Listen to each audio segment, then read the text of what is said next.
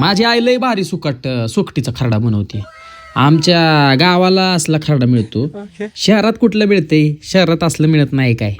आता या व्हिडिओ मध्ये दाखवलंय तसा खरडा बनवायचा. ह्या खरड्याची स्टोरी सांगतो तुम्हाला. माझी आजी कोकणातली असल्यामुळं ती लय नॉनव्हेज लवर, म्हणजे मासे मटण सगळं. पण सगळ्यात जास्त मासे खाल्ले जातात आणि त्यातून पण सुकं मासं लय खाल्ले जातात. तसं या सुकटीचा जो खरडा आहे का नाही, ती माझ्या आजीची रेसिपी आहे. याच्यामध्ये ना काय नाही बघा, कांदा लसूण टोमॅटो आणि खरडा जो आपला असतो ना, मिरची आणि लसणाचा तो खरडा टाकला जातो. घरची चटणी आणि मस्तपैकी बनवायचा.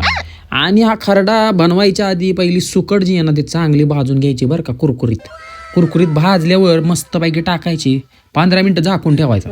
बाजरीची भाकरी बनवायची याच्यावर. बाजरीची भाकरी बरोबर ह्याला खायचा.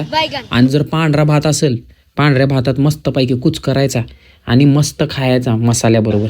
आणि असला भारी लागतो. हा कांदा मस्त वाटत चिरायचा कच्चा आणि एन्जॉय करायचा सुकटीतला खरडा. आणि एकदा बनवून बघायचं आणि मला सांगायचं कसं